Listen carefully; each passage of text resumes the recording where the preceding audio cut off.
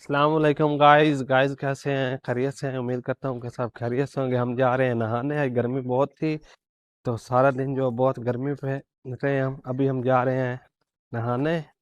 ठीक है। वो भी किस जगह पे? ट्यूबवेल पे नहाने जा रहे हैं। ये देखें, ये हमारा गांव है। वो गांव की ट्यूबवेल है। और मेरे साथ ये जा रहे हैं सईद, हसन, इरफान। हम सब जा रहे हैं।